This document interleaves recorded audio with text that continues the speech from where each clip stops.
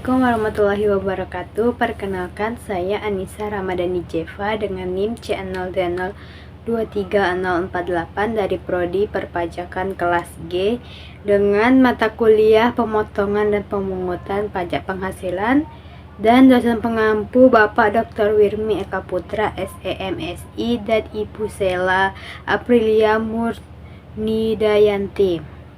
Di sini saya akan membahas pemungutan PPh pasal 21 final dan pasal 26 bagi SPLN. Pengertian pajak final. Pajak final merupakan pajak yang dikenakan dengan tarif dan dasar pengenaan pajak tertentu atas penghasilan yang diterima atau diperoleh selama tahun berjalan.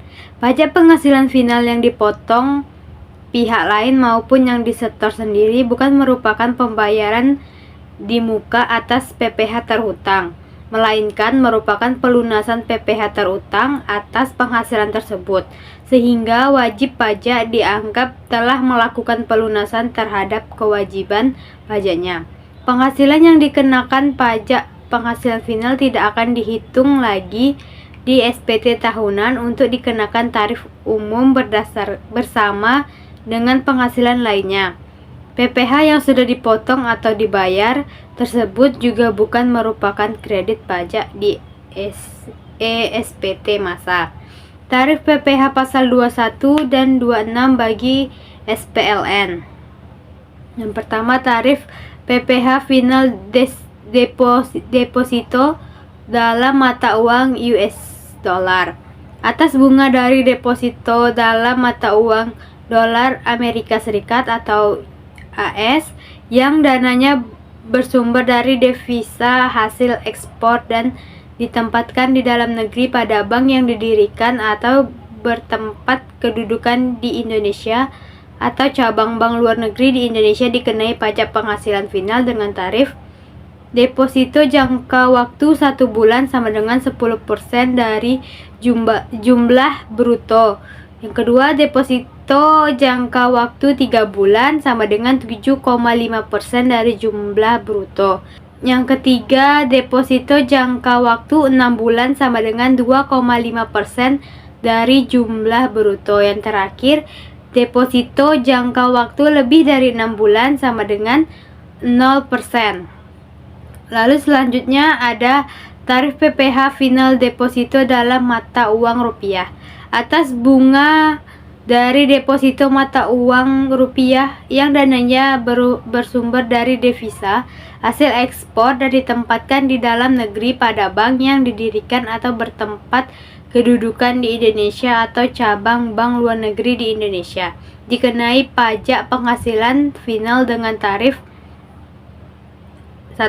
Deposito jangka waktu 1 bulan sama dengan 7,5% dari jumlah bruto. Yang kedua, deposito jangka waktu 3 bulan sama dengan 5% dari jumlah bruto. Yang ketiga ada deposito jangka waktu 6 bulan atau lebih dari 6 bulan sama dengan 0% dari jumlah bruto. Lalu selanjutnya ada tarif pajak penghasilan final diskonto SBI. Atas bunga dari tabungan dan diskonto sertifikat Bank Indonesia atau SBI, serta bunga dari deposito selain dari deposito di atas, dikenai pajak penghasilan final dengan tarif berikut. 1. Bagi wajib pajak dalam negeri dan badan usaha tetap sama dengan 20% dari jumlah bruto. Yang kedua, wajib pajak luar negeri sama dengan 20% dari jumlah bruto atau dengan tarif berdasarkan perjanjian penghindaran pajak berganda atau P3B yang berlaku. Lalu tarif pajak penghasilan final bunga dan diskonto obligasi.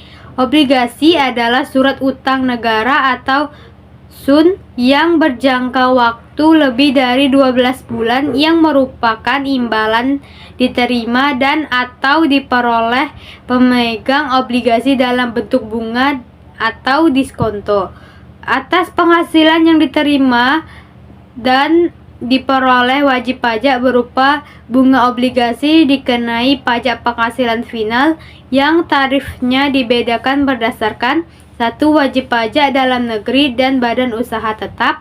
Yang kedua, wajib pajak luar negeri. Dan yang ketiga, wajib pajak reksadana. Lalu ada pajak penghasilan final diskonto surat utang negara atau SUN. Surat utang negara atau SUN atau surat perbendaharaan negara atau SPN adalah surat utang negara yang memiliki tenor paling lama 12 bulan dengan pembayaran bunga secara diskonto. Diskonto SPN adalah selisih lebih antara 1. Nilai nominal pada saat jatuh tempo dengan harga perolehan di pasar perdana atau di pasar sekunder. Yang kedua, harga jual di pasar sekunder dengan harga perolehan di pasar perdana atau di pasar sekunder tidak termasuk pajak penghasilan yang dipotong. Maka besar PPh final atas diskonto SPN sama dengan 20% dari diskonto SPN. Tarif PPh final atas penjualan saham pendiri dan bukan pendiri di Bursa Efek. Pada dasarnya, penghasilan atas penjualan saham di Bursa Efek dikenakan tarif pajak penghasilan final sama dengan 0,1% dari bruto nilai transaksi penjualan saham. Khusus untuk transaksi penjualan saham pendiri, maka ketentuannya adalah tarif pajak penghasilan final atas transaksi penjualan saham pendiri dikenakan tambahan PPh dengan tarif 0,5% dari nilai saham perusahaan sehingga tarif efektifnya menjadi 0,6%. Tarif PPh final hadiah undian besar.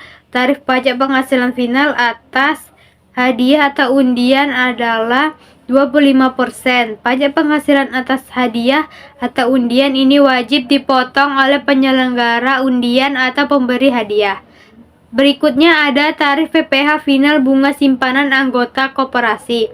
Tarif pajak penghasilan final atas bunga simpanan anggota koperasi orang pribadi adalah 1. Penghasilan berupa bunga simpanan sampai dengan 240.000 per bulan sama dengan 0% dari jumlah bruto bunga. Yang kedua, penghasilan berupa bunga simpanan lebih dari 250.000 per bulan sama dengan 10% dari jumlah bruto bunga. Tarif PPh final persewaan tanah dan atau bangunan. Tarif PPh final persewaan tanah atau bangunan baik yang menyewakan WP pribadi maupun WP badan adalah 10% dari jumlah bruto nilai persewaan. Tarif PPh final atas penjualan saham milik perusahaan modal Ventura. Besar tarif PPh final atas penjualan saham milik modal Ventura adalah sama dengan 0,1% dari jumlah bruto nilai transaksi penjualan saham atau pengalihan penyertaan modal. Tarif PPh final penjualan tanah atau dan bangunan.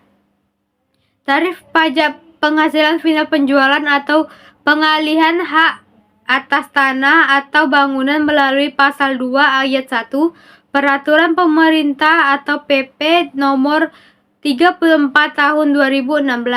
Yang pertama, 2,5% dari jumlah bruto nilai pengalihan hak atas tanah dan atau bangunan selain pengalihan hak atas tanah dan bangunan berupa rumah sederhana atau rumah susun sederhana yang dilakukan oleh wajib pajak yang usaha pokoknya melakukan pengalihan hak atas tanah dan bangunan.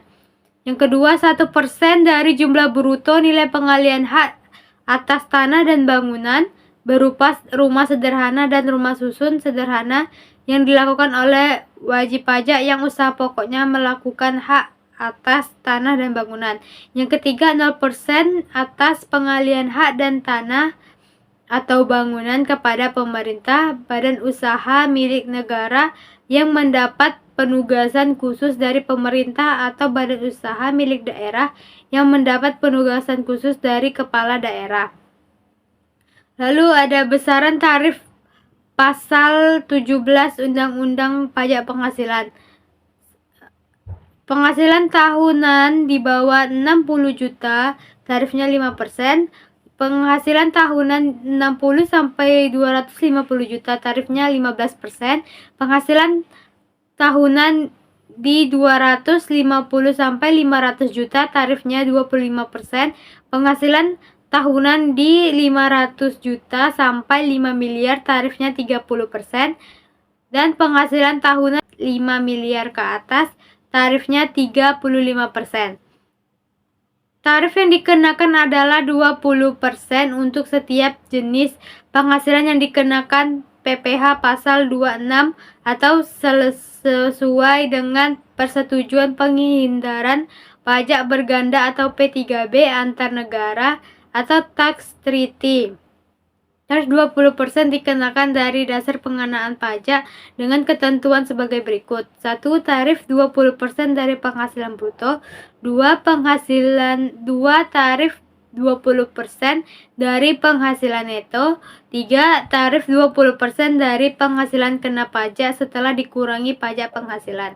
Perhitungan PPh pasal 26 sebagai berikut. 1. PPh pasal 26 sama dengan 20% dikali penghasilan bruto.